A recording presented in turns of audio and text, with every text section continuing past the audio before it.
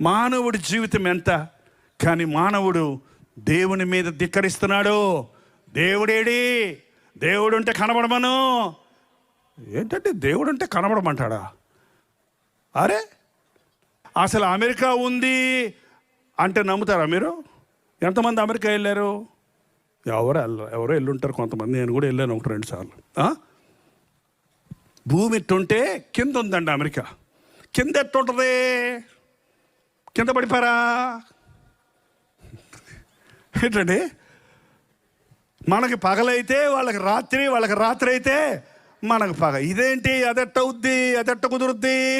నేను నమ్మను. నువ్వు నమ్మినా నమ్మకపోయినా ఉందా లేదా? ఉందా లేదా? అన్నీ నమ్ముతాం. పరలోకం ఉంది, ఎక్కడుంది? ఎవడు చూసి వచ్చాడు? చెప్తున్నారు కదండి, యేసు ప్రభు చెప్పాడు. బైబిల్లో 400 సార్లు రాయబడి ఉంది. యేసు ప్రభు అనేక సార్లు పరలోకాన్ని గురించి, నరకాన్ని గురించి చెప్పాడు.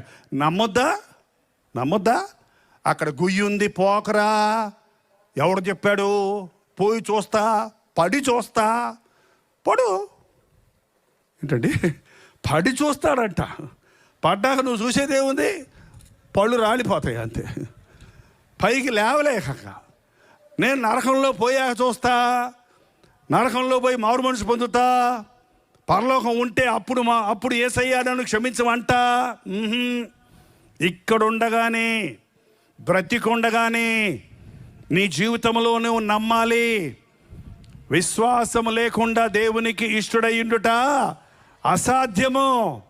దేవుని యొద్దకు వచ్చేవాడు దేవుడు ఉన్నాడు అని నమ్మాలి. దేవుడు మనలాగా మనిషిలాగా శరీరంలో నీ మధ్యకు రాడు. ఆత్మస్వరూపిగా మన మధ్య ఉన్నాడు.